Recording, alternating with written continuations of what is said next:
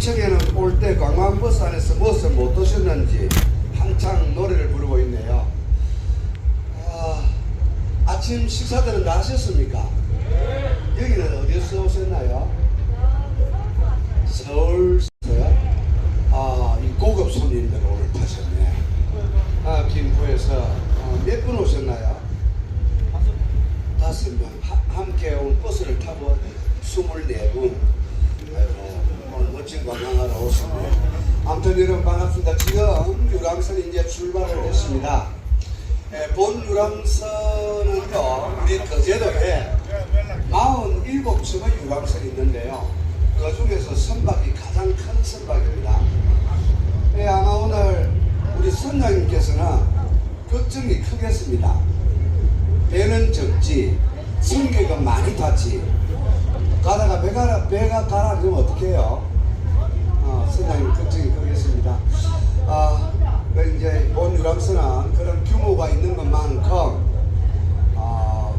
유람선 선장님께서는 우리가 지금 안전한 항해를 위해서 지금 출발을 해서 나중에 돌아오실 때까지 이제 선장님실에서만 맡은 바 책무에 최선을 다하고요.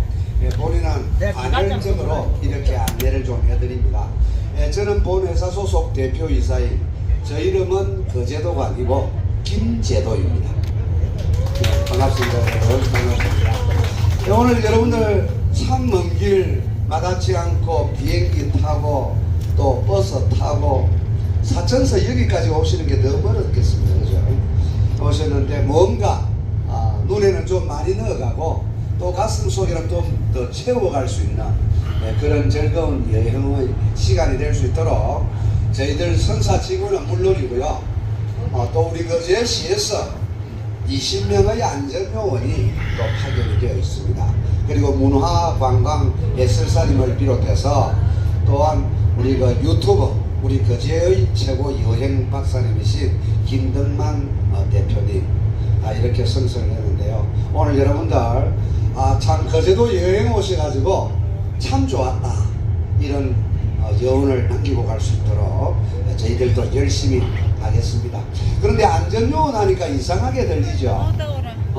다른 데 가면 그런 게 없는데 네 그렇습니다. 저도라는 섬은 대통령 별장도 있지만 해군 30명, 해병대 30명, 군사 기지가 있습니다. 그러다 보니까 보안 지역이 있겠죠. 그런 등지에서 역할을 해드리고 그리고 우리 관광객들의 불편함이 있는지 없는지 낱낱이 살펴서 여러모로 지원을 해주고 계십니다. 그리고 저희 선사에서도 안전요원이 계셔가지고 모두들 발을 맞춰서 한 사람이라도 정말 불만이 없는 그런 관광이 될 수 있도록 다 최선을 다하는 무장된 병사들이다 생각을 하시면 여러분 되겠습니다. 자 그리고요 오늘 이렇게 귀한 시간이 또 귀한 시간을 내시고 또 시간과 더불어서 뭐 투자도 많이 됐죠. 여행 오신다고 뭔가 가지고 가셔야 되잖아요. 뭔가를 가지고 갈 수 있는 이야기를 지금부터 간략하게 좀 해드릴게요. 이 층에도 본 방송 잘 들리시나요?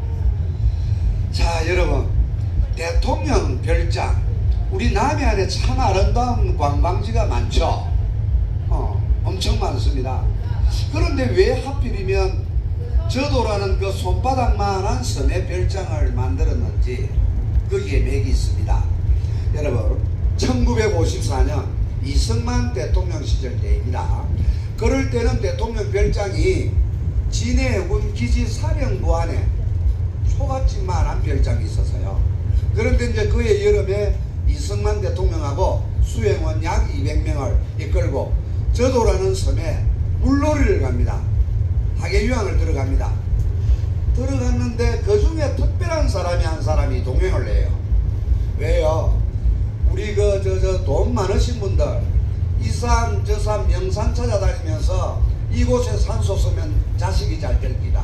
저곳에 쓰면 손자가 잘 됩니다. 그걸 리드를 해주는 사람을 풍수 지리학자라고 그러죠. 그분이 용케도 200명 중에 한 명으로 선서를 합니다. 다른 사람들은 느끼지를 못하는데 대통령하고 수행원들이 저도에 떡하니 내리는데 그 사람은 뭔가를 느껴요. 뭔가를. 그래서 이 선봐 하면서 저도에 내려가지고 산책을 한 바퀴 해봅니다. 오늘 여러분들 산에 올라가시면요, 롤 전쟁이 바로 끝나고 난 뒤에 일본 강점기가 이어지지요. 그럴 때부터 일본 군인들이 저도에 엄청 주둔을 했습니다. 올라가시면 그 애들이 만들어 놓은 탄약고가 나와요. 그 지점에 떡하니 그 당시 이제 딱 올라가서 이 엄청나게 강하게 흐르는 기운을 느껴요. 그래서 뭐 대통령, 그 다음에 함께 간 일행들 전부 다 산 위로 불러 올라가지고 뭡니까, 진해에 별장을 놔둘 게 아니고 이곳에 별장을 지읍시다. 대통령께 고언을 합니다. 자, 그러자 그것이 세월이 약간 흘러서 1972년 박정희 대통령 시절 때 별장을 지을 수 있는 지구지정 고시가 됩니다. 자, 그런데 그 별장을 누가 지었느냐? 이명박 전 대통령이 별장을 짓게 됩니다. 그분이 30대 시절 때 현대건설 과장으로 계실 때입니다. 저도에 와서 별장을 짓는 소장명을 받고 약 6개월간에 걸쳐서 별장을 완성을 하게 되는데요. 그 시절만 해도 이명박 전 대통령께서 대통령이 될 거라고는 상상도 할 수 없는 시간대였죠. 그런데 먼 훗날 대통령이 되어서 저도에 학예 유학을 오시게 됩니다. 그때 약 170명 그 수행원들은 진해에서 함정을 타고 저도에 들어가고, 대통령은 헬기를 타고, 여러분 저도를 검색을 해보시면 골프장이 나오죠. 지금은 전면 골프가 금지가 되고 열리지 나무가 있어요. 열리지 목. 그 이름을 따서 지금 열리지 정원이라고 하는데, 그 정원 한가운데 잔디밭에서 내리게 됩니다. 내리면서 첫 마디를 하는 게 뭘 말을 하냐면, 내가 이 저도라는 섬에 와서 별장을 짓지 않았더라면 나는 저도 이 강한 기운을 얻지 못했기에 내가 대통령이 되었겠는가. 첫 마디를 그렇게 합니다. 그리고 이제 다음에 내려와 가지고는 자기가 별장을 지어놓고도 좀 불편했나 봐요. 그러다 보니까 헬기에 내리면서 하는 말이, 내가 대통령 될 줄 알았더라면 별장을 더 크고 더 우람하고 더 아름답게 지을 건데 하는 덕담을 하셨어요. 자, 여러분, 제가 왜 이 이야기를 저도에 내리시기 전에 먼저 드리는가 하면, 우리 그동안 참 고생만 해오셨죠. 코로나 때문에 10월 첫 주에 정말 2년 8개월 만에 야외에서 마스크를 벗어도 좋다라는 이야기를 듣고 참 이렇게 이제 관광을 다니신다고 하는데, 저희들도 마찬가지예요. 정말 회사를 부도내지 않으려고 외나무 다리를 건너는 듯한 그런 절박한 심정을 안고 지금까지 해왔는데요. 어제 그제 주말 같은 경우는 완전 매진이었습니다. 오늘 이렇게 많은 관광객이 타지는 않았지만 저희들 모두는요, 저는 지금 너무 좋아서 입이 귀에 걸려 있어요. 너무 좋아서 정말 가득히 본 유람선에 승선을 한 듯이 오늘 여러분들 가족처럼 모두가 최선을 다할 것입니다. 오늘 저도에 들어가시면요, 그동안에 쌓였던 그 애완들 모두 다 저도에 던져버리고 오세요. 완전히 마음을 비워버렸어요. 그 빈 가슴에는 정말 저도에서 강하게 흐르는 그 기운 잔뜩 담아오시길 바랍니다.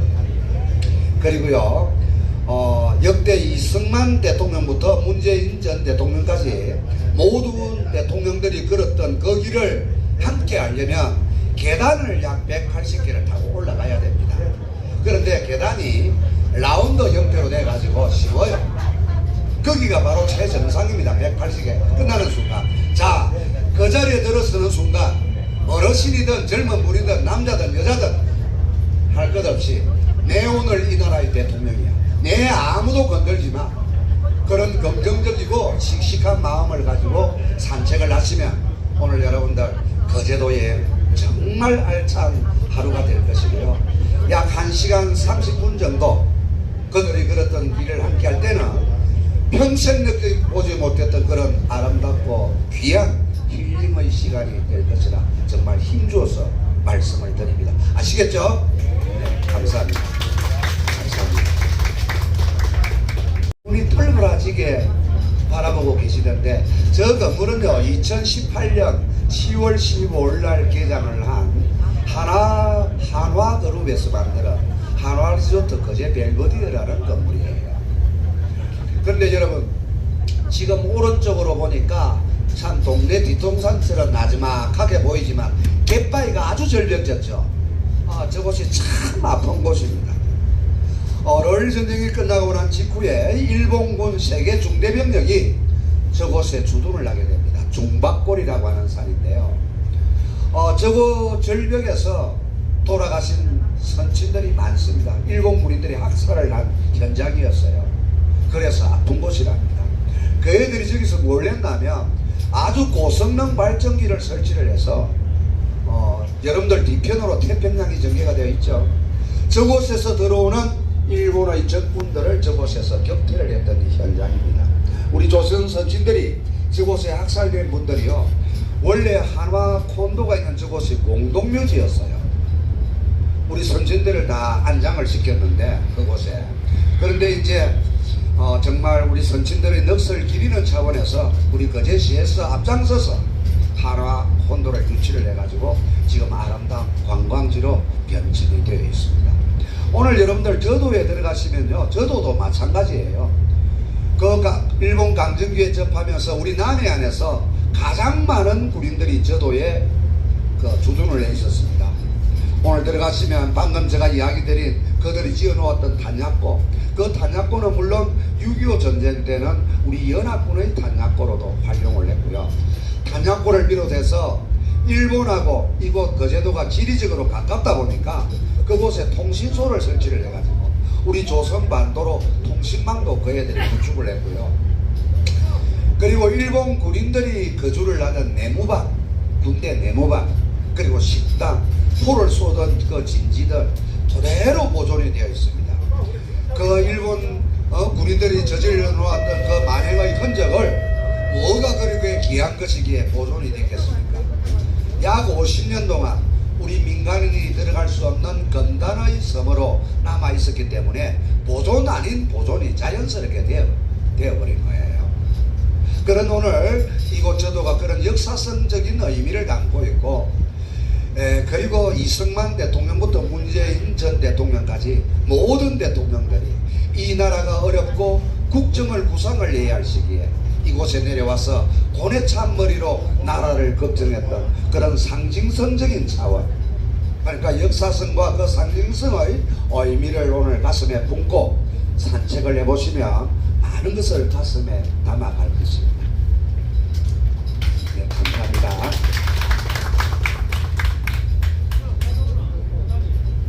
자, 그런데 여러분, 저기 오른쪽 2시 약 40분 방향으로 허붓하게 곱뿌리가 나온 게 보여요.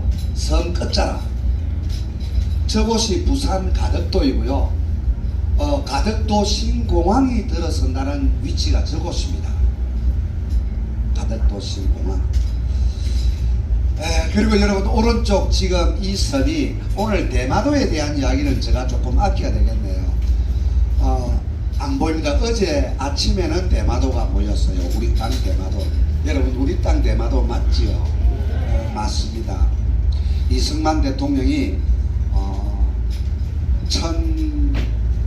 1955년 미국을 떠나실 때 대마도 찾아오라고 울부짖고 공항에서 떠났던 모습, 그게 역사적으로 아주 좀 시간이 있으면 제가 간략하게 말씀을 들으시면 좋겠는데, 나중에 돌아갈 때 시간이 되면 한번 들려드리도록 할게요.